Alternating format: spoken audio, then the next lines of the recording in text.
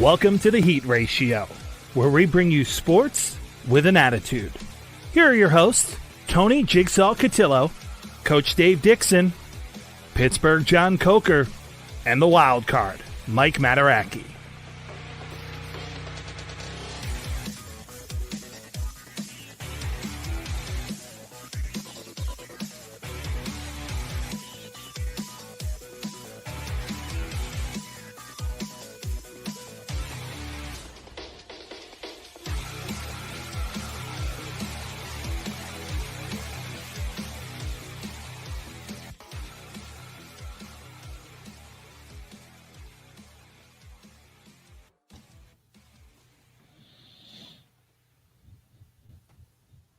Boys, what is up? Man, NFL Week 1. We got so much to talk about tonight. Mike actually broke some breaking news on Twitter, so we're getting into that when we talk about the Phillies. Obviously, we're going to talk about the Eagles. We're going to talk a little Doug P. We're going to talk a little Deshaun Jackson, go around the NFL, see what happened, what was good, what was bad. But right off the bat, we have to get to a ridiculous Eagles loss. Let's call it what it is. Dave, I'm going to come to you right away. Again, your father's Heat Ratio podcast, Tony Cotillo, John Coker, Mike Mataraki, Dave Dixon. You'll see all our taglines on the bottom as we talk. But listen, right now, the Eagles, they cannot afford to lose this game. They did. Dave, tell me right off the bat what happened. Well, I mean, what happened was that they completely fell apart, from coaching staff to players to injuries to every possible scenario happened. Bad. It happened. Offensive line, Carson. I actually thought the defense played well, but I can have my negative spin on that if you want. And honestly, I mean, I don't want to be negative, but Carson collapsed. If he was sacked 8 times, I'm blaming Carson for 4 of them, right? Holding on to the ball. I know everybody knows the same thing. They're watching the same stuff. But I will give him – I don't want to blame the whole thing on him. I want to blame play calling. I want to blame the inexperience of the offensive line. And let's give a little credit to the Washington Redskins defense. They do have 2 of the better defensive coaches. One's the head coach, and Jack Del Rio, the defense coordinator, is an excellent coordinator who I wanted on this team. We talked about on the Heat Ratio. But honestly, Tony, I think that if Carson decides to play football this way, and I'm a Carson fan, number one, he's not going to be healthy enough to continue. And number 2, he's proven that he can't be coached. And what I mean by that is, you hold on to the ball in this league and you're willing to take 290 to 300-pound linemen hitting you and driving you to the ground. You're not for long. You're not going to last long, and you're not doing what you're taught. Get rid of the football. Stop trying to extend the plays, and don't take sacks that remove you from field goal range. It's pretty basic QB stuff that he did completely wrong. So I understand why people are out there hating on Carson for the last couple of days. But, again, Doug Peterson, run the football. Our number okay, I'm going to spin this another direction, is our second-round draft pick wasn't even suited up. What's that tell you? I think that was done on purpose. You want me to start some turmoil? I think Doug Peterson did that on purpose, saying, hey, Howie, you picked number 2, and you didn't get me a lineman, a receiver, a running back. You picked a backup quarterback. That, to me, is like, and you don't suit him. That's pretty interesting stuff going on right now with the Eagles. Yeah, listen, Dave, you hit it. I mean, the disturbing thing is, I've said this today, I've said this before, I would get John and Mike's take in a minute, is these are the same tendencies that Carson Wentz has had over the last 2 or 3 years. This hasn't changed, right? No matter who the quarterback coach is, no matter who the offensive coordinator is, doesn't matter. Hasn't changed. Hey, Jim Jackson's the worst start of Wentz's career. 15 pressures, 0 passes thrown away. I don't know if it was the worst start of his career, but it's that the regression is sad right now. It is. It was not what we expected. Andrew Jackson, Carson isn't the wonder we what's that? Carson isn't the wonder the team thinks he is. You could say Jalen Hurts. I mean, listen, everybody's going to buy into the Jalen Hurts stuff, right? Doug is a dope, no creativity. Now, this is what, right? You know what, Dan? Listen, Dan, I'm with Dan here, okay? I am, because I'm not going to say Doug's an idiot, but what I am going to say is that Doug has to know in this game, you're up 17-0. I get it, but when your quarterback, number one, is not sensing pressure like he should be. Number two, he's running for his life. Why are we doing 5-step drops with deep seam routes? Now, I don't know if this was Carson or this was Doug. I don't know. Mike, go right to you. What do you think was this more Doug or was this more Carson? Who do you put this on in this game? It's absolutely Doug. It's, when you're calling offensive plays, you have pass plays that are a 3-step drop, a 5-step drop, and a 7-step drop. I mean, that's universally known throughout the NFL. And when I look at this, and you guys know I spend a lot of time in the booth, so I try to take a step back and look at this from the 30,000-foot view. When I look at the numbers, I mean, the Eagles won time of possessions. They won first downs. They won third down efficiency. They won total yards. They won total plays ran. They ran yards per play.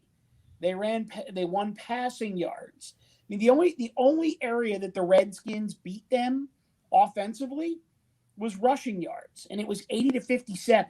So it's not like either team ran the ball with any great, skill or proficiency. But here's what happened. Birds took 8 sacks, and I actually agree 100% with Dave. I put 4 of them on Carson, and I put 4 of them on the offensive line. But they gave up 8 sacks, and they turned it over 3 times. I mean, I would like to be able to look at Jim Schwartz and say, how the hell do you give up 27 points to that basically anemic Washington Redskins team? But when you're giving them the ball, at the 35, 30, 25 going into the red zone more than once, it's actually easy to see how they lost that game. I mean, I could go on. I don't want to take a ton of time away from John, but I honestly feel like the fact that Jason Peters moved from right guard to left tackle the last week of the preseason had something to do with it. I feel like the fact that the right side of the line was Nate Herbig and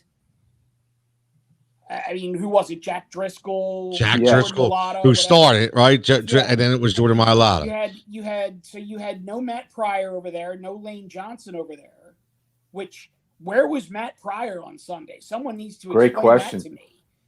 And then you had no Miles Sanders. And frankly, all of us, I think collectively have been saying it all preseason. They need to go out and get another running back. And I think a lot of us were on the Devontae Freeman train, but Boston Scott is not a workhorse back. He's a change of pace guy. Corey Clement, if they gave him an opportunity to be a workhorse back, he might be able to be, but this team doesn't run the ball. So if you're going to have a change of pace and a somewhat speed guy as your backups, you need a power back. I love that, the lack Mike. of a running game killed we know. Listen, Dave, when we talk about the power back, this is all Dave's territory because he wanted like Garrett Blunt last year on a 1-year deal. I know where Dave's going. Wrong with that. Right? I'll tell you what, not wrong with Adrian Peterson either. I came on this show and I was paraded for Adrian Peterson, 93 yards for the Detroit Lions. Looked like he saw a little pep in his step. A guy wasn't going to come in here and command the rock 20 times a game either. So they definitely dropped the ball on that. Now, John. Wait, hold on, Tom. What's up? Let's stick a pin in the Detroit Lions for a second because I want to go back to that. Okay, that's fine. Right. No problem. And John, let me ask you this. So we talk about, Mike said, he mentioned the word Miles Sanders, right? I'm going to mention Lane Johnson. 2 of the key components on your offensive side of the ball, not there. Are we being too quick to judge after 1 week Do we need to wait until the entire band is back in order to judge this team properly? What do you think? It's still week 1 in the NFL. I mean, is the bottom line. Look, no team. Not every team is going to come out playing like it's right. There was no preseason. I mean, there was limited face-to-face things throughout the whole offseason. Look, a lot of guys came out with rust. Some of them knocked it off in the first quarter. Some of them need a game. Some of them need a couple games. I'll tell you right now, Tom Brady, if you look at his stats over the past probably 4 years, you look at how he plays in weeks 1 through 3, it ain't very good. All right. They may come out with a win. Look, you guys said it all. I mean, look, it's the same. Let's rewind to episode 90 of the Heat Ratio. Mm-hmm. Let's see. They're not running the ball, and Carson Wentz is holding on to the ball too long. I mean, that's the bottom you're line. right, John. That's part of the frustration. Look, Lane Johnson playing is a huge piece, and him playing at full capacity. All right. When he plays, Eagles win. When he doesn't, they don't do so well. But you go into halftime with a lead, and the MO when you have a lead at halftime is run the ball. And we get outrun, what is it, 36 to 17?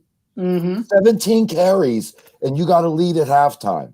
So let's take away what was done in the first half. How do you not run the ball? And yes, Carson, get the ball out of your hands. Just you got a lead, get the ball out of your hands. Don't take the sack. Throw it away. Check down. So that goes back to Doug, play calling. But yeah, it was a second half disaster. Yeah, play calling was atrocious. How many of these plays? Absolutely atrocious. I wonder if this could be said out loud. How many times did Dougie call run, and it was audible by Carson at the line to a pass? I wonder if that happened at all during that game, because the run thing frustrates the hell out of me personally. And, I wonder if that's the case at all. Or does Carson do everything that Doug says? Because if that's the case, then Mike is absolutely nailing the head with saying it's Doug Peterson's fault. And John hit it too. You have a 17-point lead and you come out, you should be clock management and field control, right? You want to punt the ball away if you have to and keep them down on their side of the 50. So I don't know. I think Doug and Carson have to share the ultimate blame for this. See, I don't know that we're ever going to get to the bottom of the whole audible thing. Usually you audible from a pass play to a different pass play, change the protection, something like that. Sometimes maybe you'll audible from a run to a pass if you think you can get over the top of it. The reason that I don't necessarily want to go there right now, and Tone, I feel like you know where I'm going to go with this. It's Andy Reid ball. Andy Reid was the exact same way for years and years and years. It was throw the ball, throw the ball, throw the ball, throw the ball.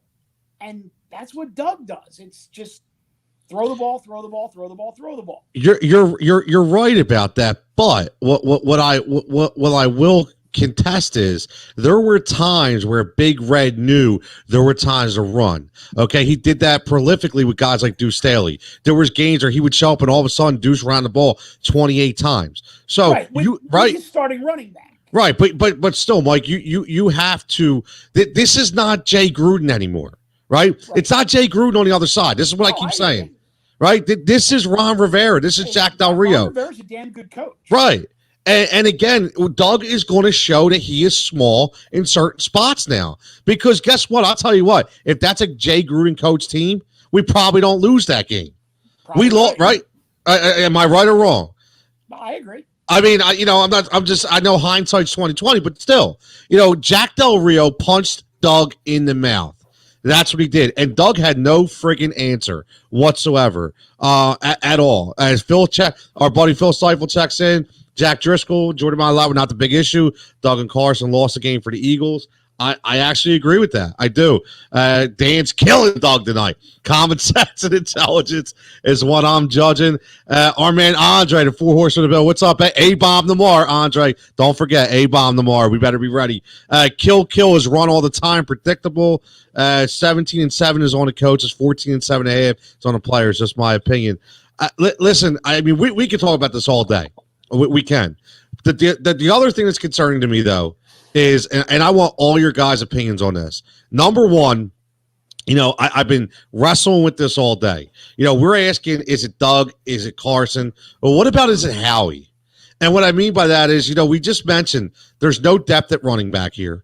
We already knew Boston Scott can handle load, just like Mike said. We know all about that. You have no polished wide receivers here. Again, and let me ask you, so what the hell was with the DeJohn Jackson thing? Well, there's something going on there. I mean, Doug's answer to that was, well, we kind of have load management. We want to keep them healthy for all 16 games. Like, what the hell is that? This isn't the Sixers, man.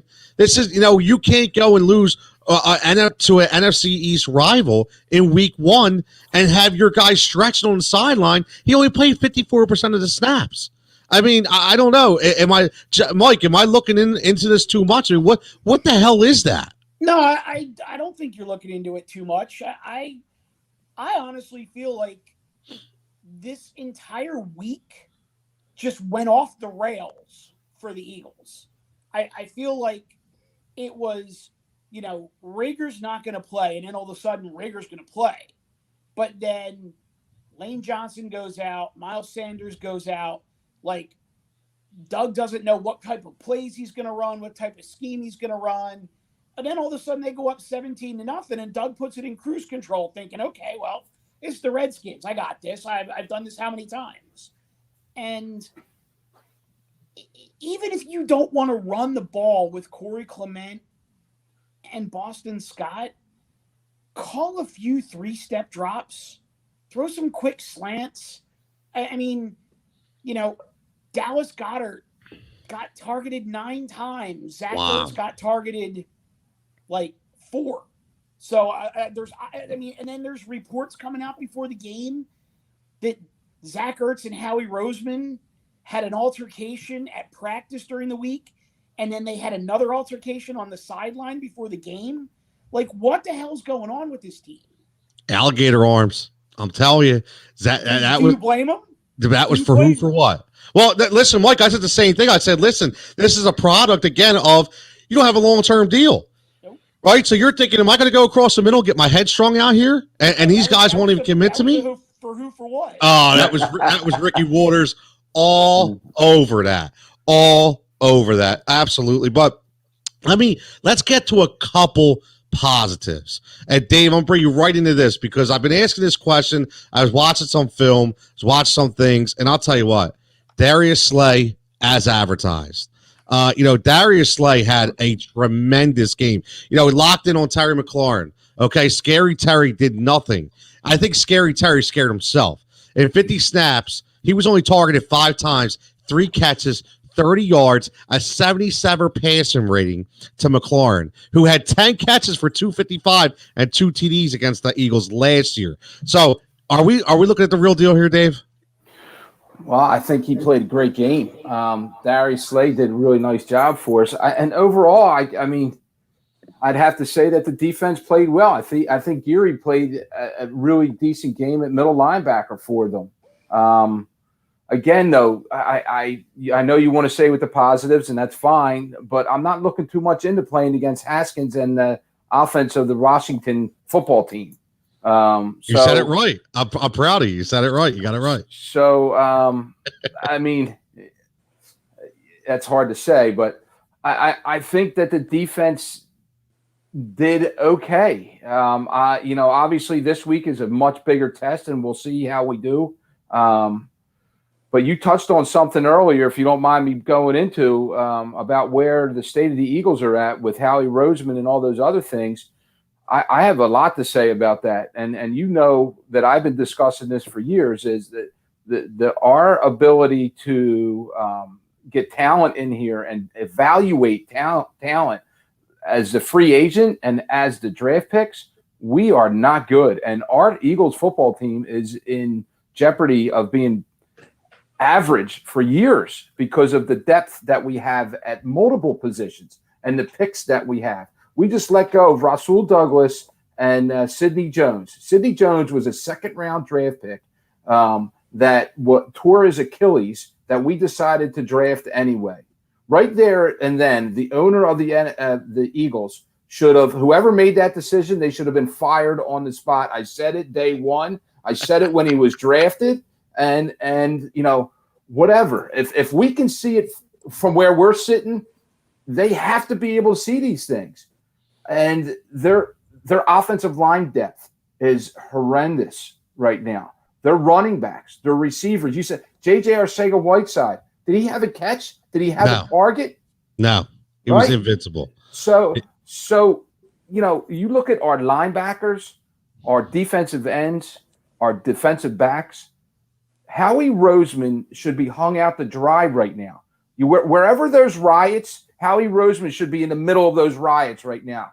That's where I'm at with Howie. I'm so disappointed in where we're at.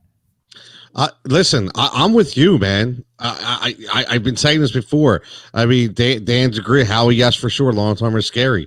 This game is one of coach with half a brain against Doug. Dan is killing Doug. He's not getting no Christmas cards from Dan this year. That's for damn sure. But listen, Dave, I remember that draft and that killed me. I hated that pick. Absolutely hated that pick. I didn't like the Derek Barnett pick. I'm going to be honest with you. I didn't like that pick either. That 2017 draft was trash. But here's the thing. The guy in New York right now by the name of Joe Douglas was the one here at that time. So we can't put all that on Howie Roseman, right? Joe Douglas was here because of that, right? Because of that. So, I mean, Andre Whiteside caught a McNothing at McDonald's on Sunday. Yeah. Joe Douglas is entering year 2 in New York, and Jets fans already want him fired. Isn't that crazy?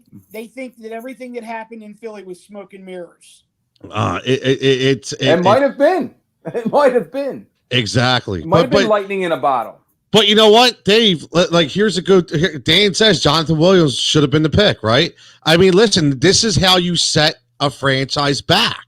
This is the problem. A whole entire draft, an entire Donnell Pumphrey, an entire draft is gone. You can't waste an entire draft. It's absolutely mind-boggling. It really is. Almost every day, play action rants on it. Didn't make the linebackers move at all.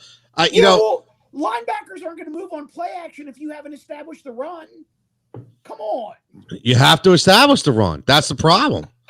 Right? You got to establish the run, and we didn't do it. It's like you mean 17? You want to come out first play of the game and go play action when you haven't run the ball yet this season. Come on. What's that, John? No, Haskins could have went play action. They at least ran the ball, even though it was only 2.2 yards per carry. You still run the rock. You're still going to get them sliding in. Hey, I actually feel like the one takeaway that we could have from Sunday is if the Eagles don't turn the ball over, that defense could be scary. Now, granted, it was the Redskins, but John, to your point, 2.2 yards a carry, and really not a whole heck of a lot through the air at all either. Well, that brings us to big day for Rodney McLeod. Listen, there was a lot of question marks. I was one of them. Is Rodney McLeod going to be able to take over that role for Malcolm Jenkins? Is he going to be able to be the defensive captain over there? Is the secondary good? He played a hell of a game, right? Your test is this week. You got the Rams. I get it. You got a real test this week, but you know what, Dave? I'm going to disagree because anybody in NFL is a test. Okay, especially when you talk about an abbreviated offseason, a season where you had no preseason, you had no training camp. And I understand that everybody had the same thing, but I'm talking everybody in general, not just the Eagles. Every game, we've seen this. This is an NFC East game against a completely different coaching staff, completely different. So guess what? I'm not taking this as, like a slum here. I'm taking this as a really, really good test. I am. And yeah, we will be tested more against the Rams, but Rodney McLeod, this was his highest cover grade since 2017. I mean, that's a big game for Rodney McLeod. It's a big step. You can have Rodney McLeod and Darius Slay back there, balling. You're right, Mike. To your point, this could be a really good defense. I still don't know where the pass rush is coming from. Besides, on the ends, I like Malik Jackson had a great game, right? Well, he really did. Here's what I'll say about this week is I wasn't overly impressed with the Rams on Sunday night. I really wasn't overly impressed with the Rams or the Cowboys on Sunday night. But, what happened to the Cowboys line, by the way? Wow. Yeah, I'll tell you what happened to it. His name's what's his name? Donald. Aaron Donald. Yeah, that's what happened to it. Wait till you see what he does to the Eagles line. Yes, Dave. That's what I was thinking. That's a possibility. Yeah. Aaron Donald is the best football player in the NFL. There is no one better than what that kid is capable of. That's a dominant. big statement. He's dominant. You watch him, he's dominant. He's the closest thing to Reggie White and Lawrence Taylor that we've seen. He's that forceful. Wow. Dave, that's impressive. I mean, Dave's not wrong, but even that being said, offensively, I really wasn't impressed with them offensively, but I will say this. They're going to test Rodney. Because if you don't think that they're going to run Tyler Higbee at him 15, 20 times and see if they can't spring that tight end up the seam, it'll be interesting for sure. Oh, listen, they're definitely. I mean, I know what Dan said. What talent does Washington have, Tony, other than McLaren? He agrees with me. Don't overvalue a slow McLaren. Listen, I'm not overvaluing him. What I'm saying is, you have a guy who's come in and play a position. He's playing the same position, but he's playing in a different capacity. So I don't care who they're playing. This isn't Pee Wee football. This is a real NFL team. And you have a schemer over there. You have two coaches that have a ton of friggin' experience in Jack Del Rio. So everybody keeps talking about the players. Well, why don't you look at the coaches? Because we all know the coaches matter. Okay, the coaches matter. So this is probably one of the best coach teams they're going to play all friggin' year. Okay, so we can take all that out of the equation about players and superstar status and stuff. Who cares? It's about the coaches and it's about the system. And those coaches, I'll tell you what, are pretty impressive to me. Whether you have Riverboat Ron, or Zach Del Rio, you've seen them right there. They were head-to-head all game. So I'll tell you what, I was impressed by our secondary. It is going to be a big test this week, obviously. Andre's already guaranteeing the Eagles win on Sunday. It's 2020. I like how he throws a 2020 in there because, I don't know if I'm about guarantees. Okay, but what I will ask is this is where we got to get an interesting conversation because I don't want to sit for an hour and talk about the Eagles and what they should have done in hindsight 2020. We already know what's coming for it, right? We already know what team we're playing on Sunday. We get it. Here's the question I want to ask. I want to get into something good here. Okay, you've seen the reports. Okay, and you know where I'm going with this. All right, Allen Robinson or OBJ. Okay, these are two guys that could be available right now. Could be is what I say, because obviously you never know. Allen Robinson supposedly has requested a trade. We'll see what happens because he wants to get paid. Odell Beckham Jr. was silent again in Cleveland. Now they're trying to shop him again. Dave or John, you've been a man of the least amount of words tonight. Let's start with the black and gold up there because we're going to get into Pittsburgh a little later because I was highly impressed by my man Juju. Everybody told me he wasn't going to have it again and got 2 touchdowns. But Allen Robinson, Odell Beckham Jr., yes or no? Either one? Would you take either one more than the other? You giving up the draft capital for them? What are you doing? I will take either. I want Robinson over OBJ. And yeah, the question always comes down to draft capital. But, you touched on the Eagles' history in the drafts recently. So if you're talking about giving up draft capital that you're going to waste anyway, yes, I would do it. But you got to be careful with OBJ because he is another TO. He can be spectacular. He'll make 5 one-handed catches and drop 2-handed balls. He won't show up when you need him in the big time, but yet in a blowout, he'll put up 200 yards and start having a birthday party for himself. OBJ, the DIVA. Yeah. We're not going to talk about what kind of party he'll be having either. Allen Robinson, man, he's a hard worker. I love A-Rod. And you look at what he's done with the quarterback play in Chicago. even before that. Like Allen Robinson would be the guy. Now, do you pay the draft capital? I don't even know what the asking price would be, but I say yes to either. Dude, with the way the Eagles' offense looks, dude, it's like a clown show anyway. Bring OBJ on. I listen. I have no problem with Odell Beckham Jr. Okay, and I know people. Dan's already checking in saying he's a cancer. I get it. Obviously, the better guy to get is Allen Robinson, but listen, if they're going to try to haggle you with like a first or second round pick for Allen Robinson, and you could get OBJ for like a fourth or a fifth, I'm going to take Odell. And I get he's got a big number. I understand that, but Robinson's going to want a bigger number. Okay, we already know we're going to be in cap hell when it comes to next year. We already know all about that. Odell Beckham Jr. can still play. He can still play. When T.O. came here, we heard all about him being a cancer. And he inevitably probably was. But guess what? He almost won us a Super Bowl on a broken friggin' leg. Okay, not to quote our boy Mike, Mr. Kurt Angle, the Olympic gold medalist, with a broken freaking neck. Okay, he almost won a Super Bowl with a broken freaking leg. Okay, so we could say what we want. So I will take OBJ any day. Listen to what we're looking at right now. Right? Look at this receiving core.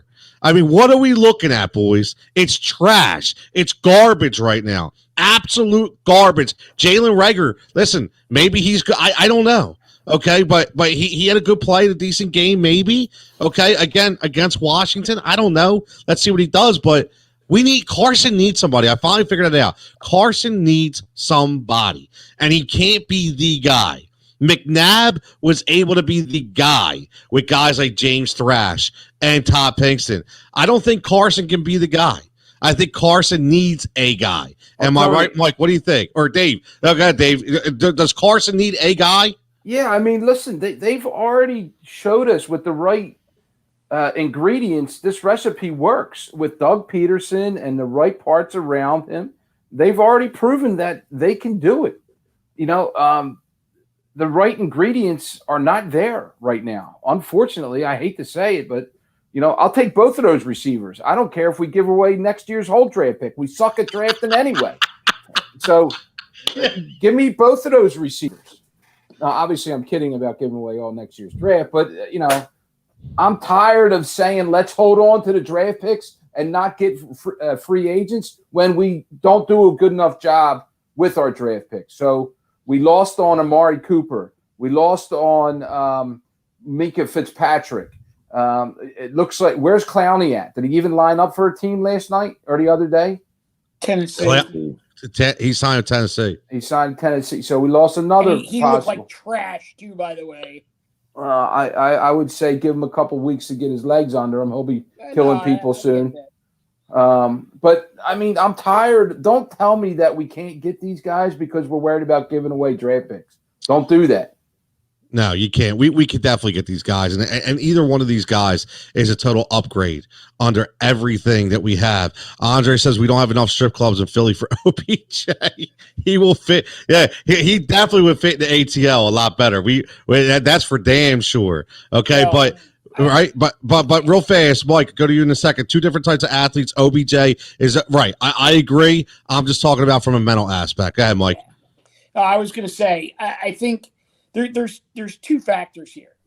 I think number one is if you assume that some combination of Jalen Reagor and Deshaun Jackson are going to be able to play the roles that they are supposed to play, then Allen Robinson is the much better fit for this offense. I'm not gonna shy away from OBJ, but if there was ever a year to actually worry about what you'd have to give up in draft capital, this is the year, because you're going to be so far into cap hell that you're going to need to actually, draft and sign guys next year just because of the economics of the situation. Oh, without a doubt. So, and that's one of the biggest issues. Yeah, it's you really have to, you have to take a look at the situation. Now, interesting, Dan just commented and said Ertz is capital. Cleveland also just lost David Njoku for the season. So am I open to trading Ertz? Maybe. Am I open to trading Goddard? Maybe. But here's the thing.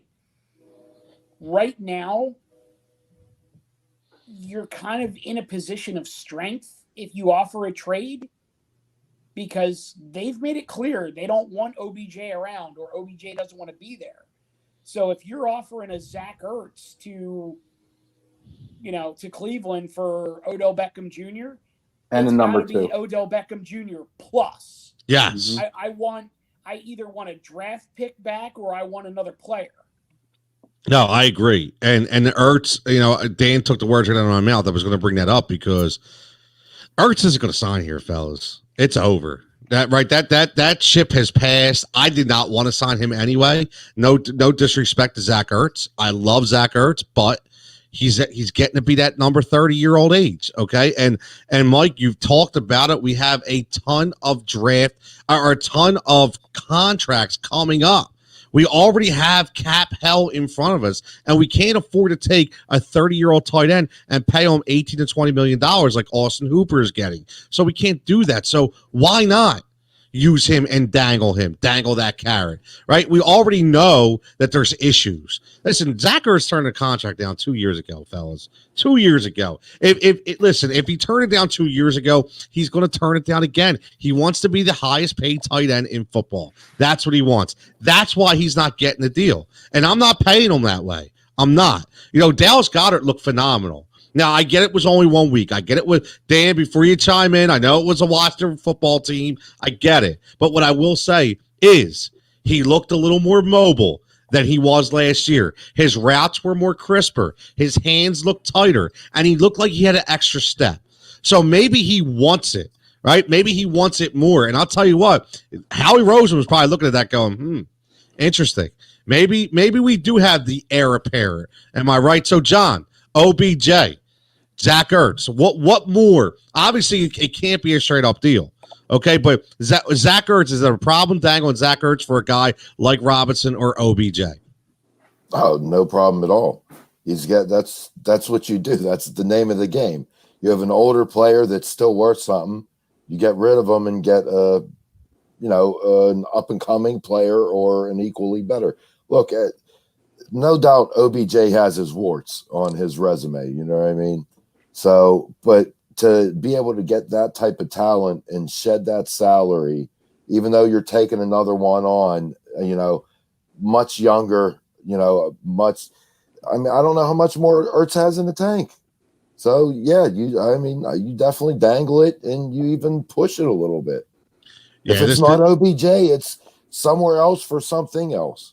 And either one of those guys helped this offense right off the bat, and it gives Carson that guy they need. So listen, more will come out, obviously. Andre's got a good comment, a natural progression. This is what I've been saying, right? Ertz has the ring now. He wants the money. Let him go get what he needs to be successful. This is the way it works, right? I mean, you draft a guy to be the next guy, right? And this is one of the moves the Eagles actually got right? They actually drafted somebody right in order to take that next step. So, it's only natural, and you can't pay everybody. Dancy saw an article for Ertz for Zach Martin. I think that was trash.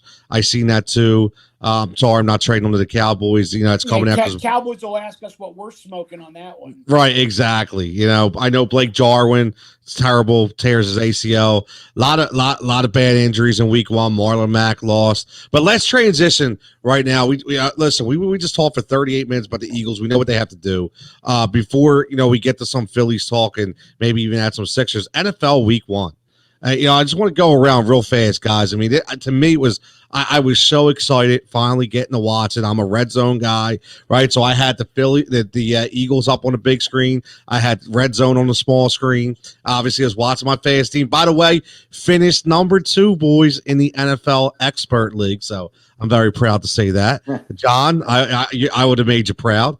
If Deshaun Jackson would have caught one freaking ball more, I'd have won the whole goddamn thing. I lost by 0.7 of a point. Ridiculous. Right? Deshaun's over there stretching on a sideline, and I'm thinking, yo, come on, man. I just need one. But listen, week one, boys, was great. It really was. It showed us a lot. It did. I mean, listen, that Minnesota Green Bay game was like fireworks. We talked about Atlanta being a fantasy team, not an NFL team. Matt Ryan throws for 450 yards. But John, I'll start with you. What was one of the biggest things, maybe biggest surprises to you? And I'm going to put you on the spot in week one. Could be a team, could be a player, whatever. I know you watched all the games. You've seen a lot of things. What do you think was the biggest surprise to you in week one? I'm going to have to go with DeAndre Hopkins getting the usage that he did. Because, look, I mean, we all know the type of talent that he is and what his resume speaks to in Houston. But you go to a new team with a young quarterback who already has a Hall of Famer in Larry Fitzgerald, was already building a relationship with Christian Kirk as his to-be number one receiver. You got Drake in the backfield that likes to catch balls. And I was just shocked at how much they fed Hopkins. Or I shouldn't say they, Kyler fed Hopkins. I would not have expected. I mean, he had a career high in receptions first game with Arizona. So I would have to say that would be one of the most memorable or, surprising things that I saw. Yeah, Mike, poor Christian what about you, Kirk Mike? got neglected. Yeah, he'll be okay. Christian Kirk will be one okay. Catch? I think he had two. I think he had not two. Much. Yeah. So what about you, Mike? Biggest surprise week one?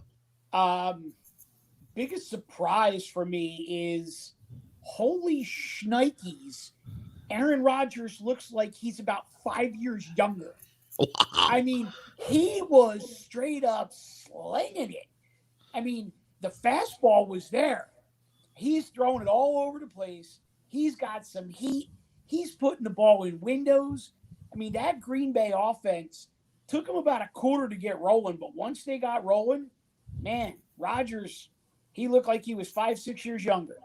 Yeah, he was very mobile. He was throwing across his body. He was throwing darts at the back of the end zone to Davante Adams. I mean, it was a thing of beauty against a Minnesota team who wasn't supposed to be that bad.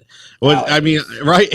It just cracks me up that every time Green Bay drafts a quarterback, Rodgers just goes nuts that year. Yeah, he visited the Fountain of Youth in the offseason. That's for damn sure. Unbelievable. What about you, Dave? Biggest surprise of week one? I'd like to touch on both what John and Mike said. I think for me, DeAndre Hopkins, Kyler Murray, I was excited because I drafted DeAndre Hopkins in my fantasy. So that worked out very well, and I think that's going to be huge. Aaron Rodgers, I just talked about him the other day. He might be the most talented quarterback that ever played the game.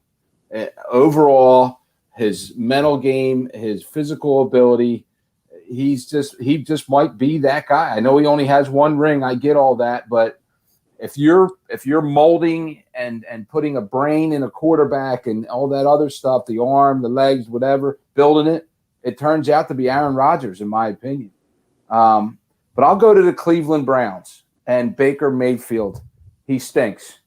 All right. So, and I'm gonna. Well, I love the comment there from Cito. He says, "How about the Browns? What did you like?" I like the fact that they only scored 6 points because I had the Ravens defense in all my fantasy leagues. Oh my God. I'm going to go back to that draft. Look at Dave got a call. Is that Stephen A talking? I love it. So I'll go back to that draft, right? I think they had I know they had the number one. Yes. And I think they had the number four. Yep. Right. So I said this to Tony. I don't know if we said it on the air or not, but I would have done, and look how it looks now. Saquon Barkley, number one overall, and I would have taken Jared Allen. And that leads me into my second point. How did Jared Allen look for the Buffalo Bills the other day? You mean Josh Allen? Excuse me, Josh Allen. I'm sorry. Listen. Bogey. I'm a Josh Allen guy. I like Josh Allen. Guess what his percentage? You know what his percentage rate was yesterday? 71.3. Okay, I don't care. It was the Jets. I don't. Dan went to bed. Dan would have probably texted him right now saying, "Oh, it's only the Jets." Doesn't matter. Doesn't matter. 71%, and he ran with his legs again. Listen, I'm gonna tell you what, man. Buffalo. I said this. I did a pregame show. Buffalo for me is going to the AFC Championship game. Tell you that right now. Yeah. 71%. Thank you, Stephon Diggs. Right, 8 for 86, Stephon Diggs. When you actually have a wide receiver that attracts the attention of the defense and opens things up for other guys. Yeah. But the problem was everybody kept saying, Josh Allen can't throw. He has no accuracy. Can't do this, can't do that. Listen, man, I'm telling you, the kid worked on it. He's got a hell of a receiving core out there. He does. John Brown caught another touchdown. Everybody said, listen, he's got the weapons, man. He's got the weapons. But Dave, I disagreed with you, and I get it's hindsight's 2020, but I'm going to give you one thing about Baker Mayfield. He doesn't stink, right? One thing I will give him. This is the difference between Baker Mayfield and Matt Leinart. Matt Leinart stunk, right? Matt Leinart, what he wanted to do was hang out the Playboy Mansion and smoke cigars. Okay, Baker Mayfield. There was one play, and I mentioned this earlier. I don't know if you guys seen this, but it was a 1st and goal or a 3rd and goal at the 1. They handed off to Kareem Hunt, and the whole offensive line is pushing. What does Baker Mayfield do? Dives himself onto the ground with all his shoulders, and he's pushing the center, trying to get Kareem Hunt in the end zone. To me, that's the intangibles of Baker Mayfield. He may be lost right now. He doesn't stink. I'll tell you, he doesn't stink. Let's talk about Baker in week 6 and see where he's at. Kevin Stefanski will get him back on track. I do not think Baker Mayfield stinks at all. I really don't. I hope you're right. I'm just glad he's in the AFC North, put it that way. I'm telling you, man. Listen, Baker Mayfield, the guy from Florida Gators who played for the Broncos. Says Josh Allen. What happened? What happened to Saquon Barkley? He's on my fantasy team. Listen, Andre just checked about how ineffective Barkley was a surprise against Pittsburgh. Me too.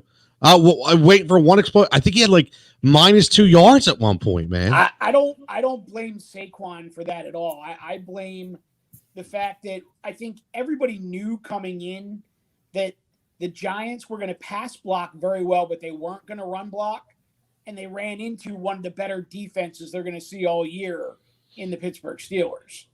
That is true. That was a hell of a defense. Hey, here's the thing. At least from a fantasy perspective, Saquon wasn't a complete loss. He did pick up some receptions and some reception yardage. So he did. Tone, I wanted to go back to that piece on Detroit. So it was maybe 3-4 episodes ago. We were all talking about the group of guys from St. Joe's Prep that were coming into the NFL this year with Runyon's kid, John Reed, and DeAndre Swift. And how much did it suck that DeAndre Swift basically dropped the game-winning touchdown wide open? Oh, dude, it was horrible. It was horrible. I mean, literally, and it wasn't like a hit. It was in his hands. Or John's just shaking his head. Dave's laughing, and John's just shaking his head. John probably had him in a DFS play or something. That's probably why. No, I did not. But I mean, dude, my heart just went out to the guy. I mean, it's right there. I mean, it's Christmas time. You got a present. I hope they cut him. You shatter the Fabergé egg. No, wait a minute. Sano's got the comment of the night so far. Baker is a tough SOB, and he has an Albert Bell attitude. I like that. Is it Albert? Don't call me Joey, right? I mean, like here's the thing. Here's the thing, and I see Andre checking in with Buffalo, sneaky team. Buffalo plays all 60 minutes. The thing I like about Buffalo is, number one, I've said this on the show. I was wrong about McDermott. He is a hell of a coach. He brought a great culture in, and their defense is vastly underrated, man. There's Tre'Davious White is one of the best corners in football. That's why they paid him a lot of money. Tremaine Edwards is a very, very good linebacker. Matt Milano, a very good linebacker. Jerry Hughes, a very good defensive pass rusher. They have a lot of weapons, but one of my things I was shocked was Phillip Rivers throwing the ball 46 times in Indianapolis. Now, I get Marlon Mack got injured. I understand that. But you still have a rookie in Jonathan Taylor. You still have Nyheim Hines, who, for my money, is every bit of Danny Woodhead in 2013 for this team. He is going to catch 85 balls easy at that position. It's going to be ridiculous. But what is Frank Reich thinking? You bring Phillip Rivers in, who we already know right? You break all the way over like 46 times. You're like, what is Frank Reich thinking? It's Doug Peterson. Yeah, but he called Doug and got his playbook from him. he must have done so. I don't know what the hell he was doing. School. I don't get it. That was out one of pocket for Frank Reich too. Like Frank Reich is the guy that ran the football when he was he was in Dougie's ear. Run Blunt, put him in and run him, and so that was very disappointing. I agree with you. Yeah, that shocked the hell out of me. It did, and listen, John, you'll know what I'm talking about here. Before the show, I went live doing some fantasy stuff, and one of my stacks at DFS was, anybody in the Colts playing against Jacksonville because they stink. And that game was horrible from a fantasy perspective. I mean, you would have thought that Indianapolis would have put up monster points, and they didn't, man. It was crazy. I mean, Nyheim Hines had a great game. But, one of the other things that surprised me was, who would have thought that Melvin Gordon, I know Philip Lindsay got hurt, but Melvin Gordon looks like the real deal. And who would have thought that Joshua Kelly would be stealing carries already from Austin Eckler? John, what the hell is going on in San Diego? I mean, are these coaches just out thinking themselves here? Some of it. First of all, it's L.A. I know. I can't get that shit right, man. I'll get the Washington football team wrong. They're still the Oakland Raiders. I'm right. Screw it. For the heat ratio, they're grandfathered. Screw it. Exactly. I agree. Look, Kelly looked good. He did. I mean, he did not look like Justin Jackson back there. He looked like he could be an NFL running back. He did. Right? Now, I will say it's the Bengals defense. We don't quite know what's there, all right? But as Tony would say, well, they're still an NFL team. So we'll leave it at that. But Kelly looked good, but, I mean, Eckler still got the carries. It's the whole Chargers offense is going to be different with Tyrod under center instead of Phillip Rivers. And, we mentioned Phillip Rivers and how much he passed last, for week one, but very common to Phillip Rivers. He had 18 of the passes to the running backs. So you could say 46 attempts. All right, 46 attempts. Well, that was, what I mean? When you actually look at when he threw the ball to not a running back.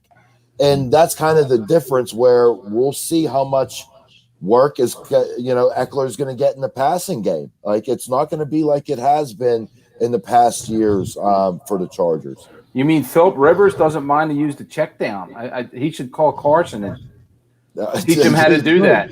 Yeah, I agree. They should set up a Zoom call. Maybe they can have a Zoom call and they could drink smoothies, right? Yeah. And they could talk. They could talk it all over, right? Who knows? Look, well, hold on. We have our first. Look, we have our first bot to the show. Thank you. I want to become famous. Hey, anybody want to become famous? You can buy followers right now. Our first bot has entered the building. Look at that. I'll just say to that bot, like, bro, I am famous. Come on. Sato Jackson, love you, God. Glad to tune in all the time. Thanks, brother. Appreciate it. Oh, Mike, Sato wants us to talk cornhole, just so you know. So, I got a request this morning for Big Mikey Smalls. We talking some cornhole. So we might have to set up a little cornhole segment eventually. Some people calling for that. I say we play against each other. See, well, okay. First off, I'm whooping all your asses on that. Damn. You know what? You ain't seen me throw a bag yet, brother. So relax on all that talk. All right. I smell a challenge. Yeah. But no, I mean, Cito legit is a professional cornhole player, and he does a podcast about cornhole, which was pretty awesome. And I think, if I'm not mistaken, the guest on his podcast this week is, his name is escaping me, but I think he goes by like the $20 Chef, something like that. Okay. And he's a guy who was like on the Food Network or the Cooking Channel or something like that. But he's also like an aspiring pro cornhole player. Well, you got Sato fired up now, man. Look, he's like, let's go. I'll play you all for real. Like, he's ready to throw some bags already. You know what I mean? He's all ready to throw some bags. We're going to have like a heat ratio cornhole tournament or something, man. See, I'll see you at conference. We'll talk. Yeah, what's the guy's name? John Hershock or whatever is it? We'll have to. There you go. Look, he's bringing in Sean Latham, Barstool Sports. Yeah, that's the $20 chef. So yeah. But yeah, man, listen. I mean, get back Philip Rivers. He's Charles Barkley of the NFL. He won't ever win a chip. Listen, you never know, man. This could be his last year. I don't know what else he has left. I really don't. But what about Michael Thomas getting like no points, John? Michael Thomas, I hurt his ankle, but that was towards the end of the game. But Alvin Kamara, man, he almost had 3 touchdowns. They don't call that last one back. He was on a roll, man. He was absolutely on a roll. But my MVP, Josh Jacobs. Josh Jacobs had a game, right? I'll tell you what. I got lucky. I had Josh Jacobs. I had Robbie Anderson. I had I almost said Javon Walker instead of Devontae Adams. I just had a flashback. Javon Walker. What the hell is going on? I need to get checked for corona or something. I don't know what the hell is going on, but yeah, I should have said that. But sorry, anybody got corona. But no, like, But no, you're putting the ass in class right now, Tony. Yeah, I know, man. I'm really, somebody take it away, man. I got to control myself over here. So real quick, maybe we could introduce a new segment weekly to sort of tie in with the fantasy stuff that we do. I like it. Who was everyone's highest scoring fantasy player last week? I know for me personally, Adams was higher than Jacobs. So for me, it was Devontae Adams. He was my highest guy that I had last year in my DFS leagues. So it's funny you had Devontae Adams. My high man was Aaron Rodgers. So okay, yeah. I mean, listen, they go hand in hand. Yeah, absolutely. John, what about you? Look, I'm going to go with my Pittsburgh league running 25 years strong. I had the trio of Adams, Ridley, and Hopkins all going for me, which were 3 of the top 4 receivers for the week. So I ain't picking one. I'm taking my trio. I like it. You can do that. How about you, Dave? What you have, man? I think my guy was DeAndre Hopkins was my leading receiver. Yeah, that's right. Or leading player. What about bust of the week? For me, it was Austin Eckler. Killed me. I did not expect him to. I mean, playing Cincinnati, I did not expect that to happen at all, man. At all. I thought that was an easy 20-point game, in my opinion. So I did not expect that. How about you, John? Who's your bust of the week? I'm going with another trio. Sorry, I know you're asking for one, but having James Conner. John's a threesome kind of guy. I am. James Conner, Lev Bell, and Marlon Mack. Yep. Lev Bell out. Marlon Mack out. Right? I mean, it's just, it just follows suit. What about you, Mike? 2 leagues. One, it killed me. One, it did not. Mark Ingram, 2.9 points against the Cleveland Browns. And wait, who scored the touchdown for Baltimore? Was it Dobbins? Yes. Was it? Okay. Everybody kept telling me I battled people on Twitter all week when I said that it was going to be a split. Oh no, you're crazy. Mark Ingram's team. Mark Ingram. Yeah, okay. Go check that again. Why would people say it's Mark Ingram's team? Did they not watch Gus Edwards snake carries from him the last 2 years? Exactly, man. I don't understand where people get their information from. I have no idea, man. And Twitter trolls, bro. Twitter trolls. What can you say? 28 points from Thielen. That was a big day. Cito checks in. It's funny. I had a one of my leagues. I actually had my 2 starting wide receivers were DeAndre Hopkins and Adam Thielen. Wow, it's a big week. How about you, Dave? You have a big bust? Yeah, Devontae Parker I wasn't happy with, but I did start Lev Bell too. And I had Kareem Hunt on the bench, and I had Darius Slayton on the bench, and Brown, Baltimore's receiver. So I don't know why I decided to go with Devontae Parker, but I did, and he laid an egg. Sorry, Dave. I'm not laughing at you. I'm laughing at the comments. Oh my god, that's hilarious. Listen, this was one of those weeks. Week 1, usually in fantasy, you have to temper expectations. But I'll tell you, there was a lot of huge games this week around fantasy, guys. I mean, tremendous games. It really was. I'll tell you what, though, it was hard to make decisions without the benefit of a preseason. I scored 130 points and lost by 40. The team I played against put 170 points up. They had Russell Wilson. They had Russell Wilson and I forget who else they had. But I'm like, holy mackerel! Like 130 points in a PPR league is pretty good. That's not bad. Yeah, no, I my 2 quarterback league, I put up 201 and lost. I got beat like 217 to 201. My guy, I was literally winning by a half a point. My guy had Noah Fant at the for Denver in that last game on Monday night. Love Noah Fant. And speaking of love, can we give Joe Burrow some love tonight, man? Let me tell you something. I don't know if you guys watched that last 2-minute drive by Joe Burrow, but that's an NFL quarterback right there. I know he plays for the Bengals, but I'll tell you what. That Casey Hayward should be ashamed of himself. Between him and Jalen Ramsey, I don't know who flops the worst. But I'll tell you what, that the AJ Green in the end zone, that was a touchdown. Because Joe Burrow, he was no wristband, called his own plays. He was out there balling, boys. And I'll tell you, Cincinnati got themselves a quarterback. Say what you want, but they got themselves a quarterback. So, I mean, was anybody else watch that game? Anybody else impressed by Joe Burrow? Surprised, I should say. I mean, is it surprising? Did you expect him to come in right away? No, not like that. Right. I mean, and it's still one game, and it's still his rookie year, so I'm not ready to crown him yet. But he looked way more poised and in control than I thought he would be. Yeah, he looked very, very polished. He did. No preseason games. The physical ability wasn't going to be a question. It was, could the mental part, was the mental part going to catch up to the physical part?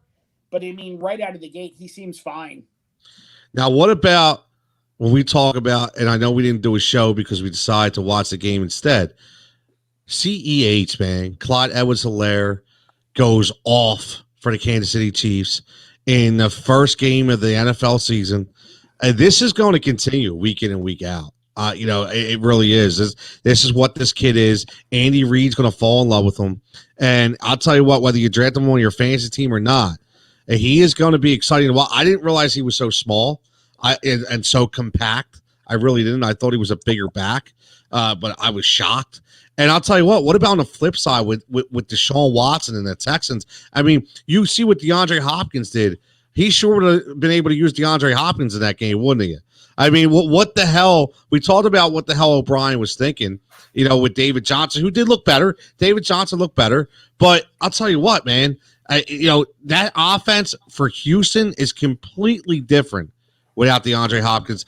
Brandon Cooks came up super small. Will Fuller dropping passes. Kenny Stills dropping passes. Wait, no help. Will Fuller drop passes? Imagine that. Well, he actually was on the field, so maybe that's what happened. He's not used to actually freaking playing because he's always hurt. But, it's just another surprise to me. We all knew how it was going to play out, but you could see it right there. What about, did anybody catch that throw by Mitch Trubisky to Anthony Miller to win that game? I mean, I don't know if any of you guys caught that, but I was shocked at that pass. It was a very pretty pass, and it was right on the money. So there are a lot of interesting things that happen in week 1, in the NFL. But let's transition because, for our last few minutes, I want to talk a little baseball because, Mike, you called it. I know it came out today with Rhys Hoskins. The Phillies were actually gaining some momentum. Rhys, listen, Mike was an advocate. I was killing him, right? Looked like he had it, he was out with a UCL strain.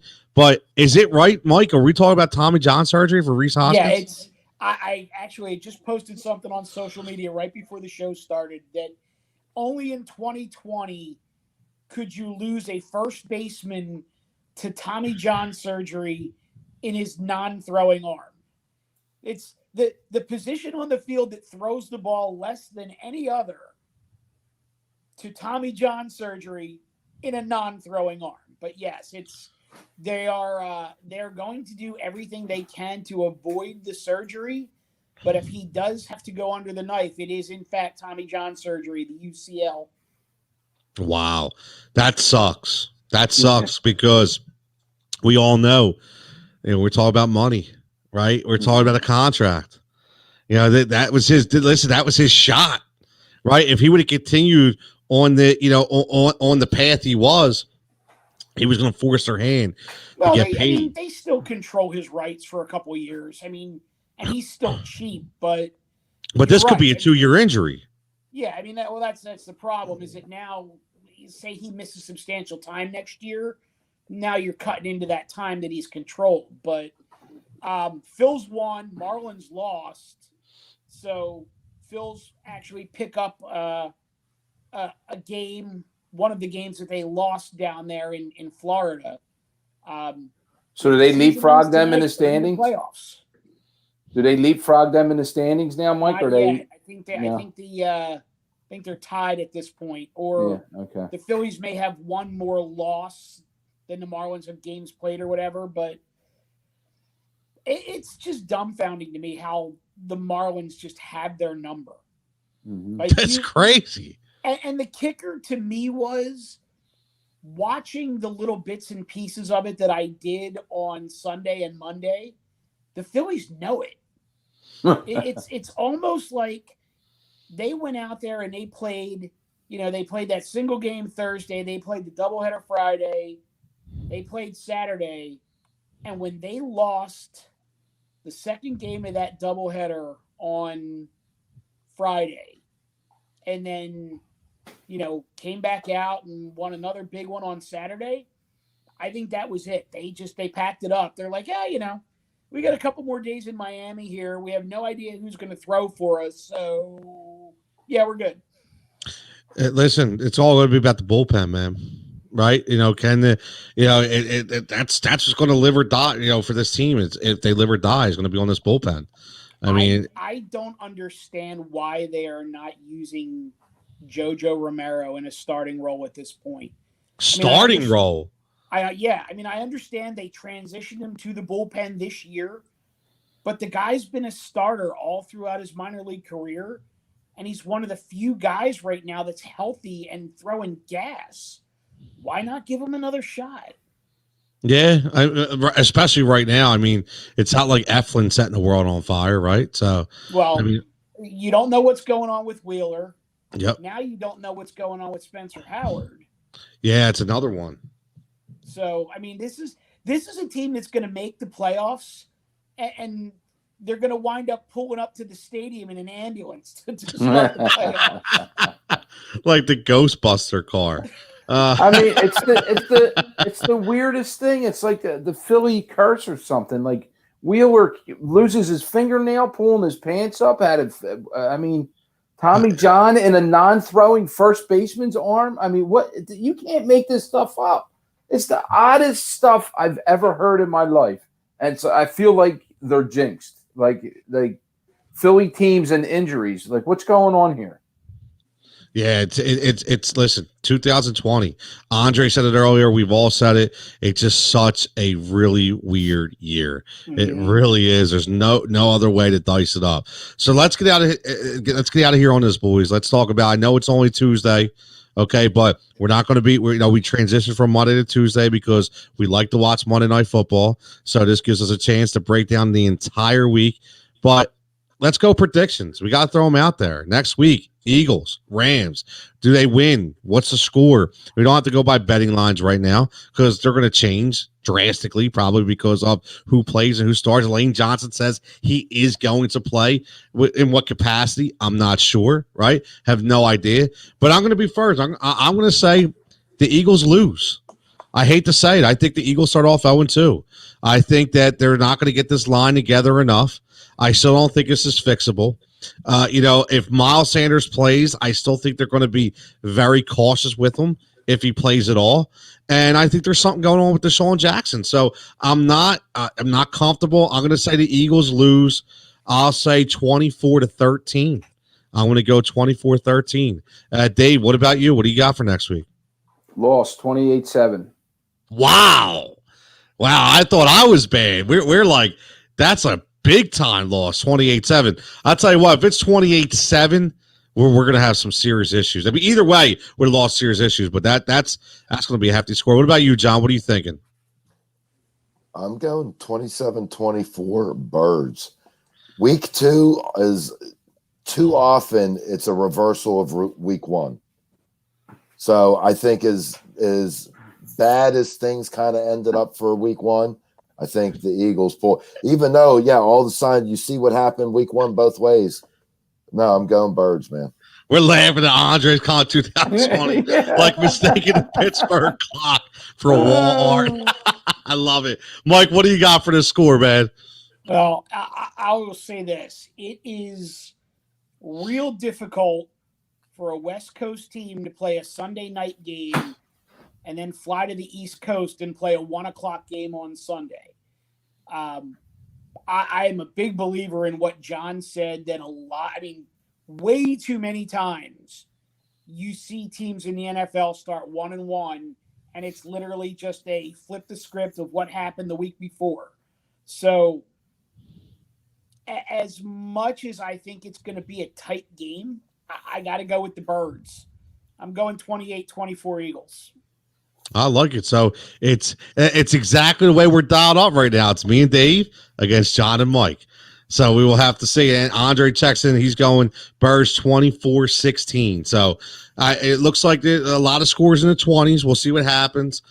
Listen, I hope the Eagles win, boys. I do. Just not, obviously, because I bleed green. I'm just not feeling it right now. I mean, I'm not feeling it. Listen, we've seen the same thing happen with Dallas. They did not look good. The offensive line looked really bad. Who knows, man?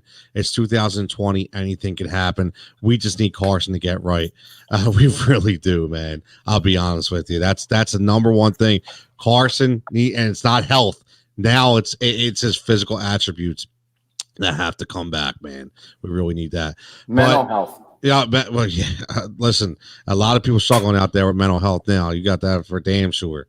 So, but Mike, before we go, I'm thinking about something. John's gonna like this one, but if we can get a cornhole thing going, I'm thinking we need a little bowling segment too. Maybe I get my boy Pete Weber out here on the street just for John. Yeah, look. I'll get Woody Harrelson out here too. A little kingpin action, man. A little kingpin action. But hey, look. I'll predict Ertz with 2 TDs and 1 to Jackson and a field goal. Okay. All right, we'll see what happens. I hope Andre is right. I do. I hope. I'll tell you what. To lose ever, but Andre's the we nicknamed him for A-bomb, so he's going to drop no Woj bombs on the Heat ratio tomorrow on Jigsaw's Judgment. He's going to drop an A-bomb. We talk about the Sixers coaching staff. What's over or under on Aaron Donald's sacks? I'll set it at 4. Oof. I'll set it at 4. Oh my God, 4. Yeah. I'm gonna say 2.5. Depends on who he's lining up across from. He lines up everywhere. He lines up in several different spots. Interesting thing is that Jason Kelce has actually had really good games against Aaron Donald. Mm-hmm. So Aaron Donald's actually 0-3 in his career. When Jason Kelce plays against the Eagles. So I mean, listen, he's manhandled him pretty well. So we'll see what happens. We'll see, because I did question Kelce's play this week too. Because he just didn't look like the same guy. What's that? Rightfully so. Yeah. I mean, and listen, Dave, I think maybe all you guys agree. My biggest thing about Kelce is a guy who, listen, tremendous, right? He was a very underrated player coming out, one of the best centers in football for many years, but he has pondered retirement the last 2 years. It's only natural that maybe sometimes you just don't have it. So, and that could have been exactly what we're seeing for Kelce. 3 sacks. One will be a strip fumble, but Birds recover. That's from Andre. But listen, we're going to get out of here, man. Everybody for checking in. Thank you so much. We were on 12 social platforms tonight, even on our new Twitch channel. So thank everybody. Even we were on Sportscaster tonight. We were on 4 different live streams. Look, Andre's already setting us up. A-Bomb on the Sixers tomorrow. Can't wait, Andre. I look forward to it. Again, for your host, Tony Jigsaw Cotillo at TCotillo23, Coach Dave Dixon at Coach Dixon 365, Pittsburgh John Coker. I gotta start saying that at PGH John 36, and the wild card Mike Mataraki at Big Mikey Smalls. So we are at Heat Ratio Sports on all social media platforms. Again, give us a like, give us a follow, and as I always say, stay safe, stay healthy, and we'll see you next week. Mike, Put it in the book. Dave, Peace.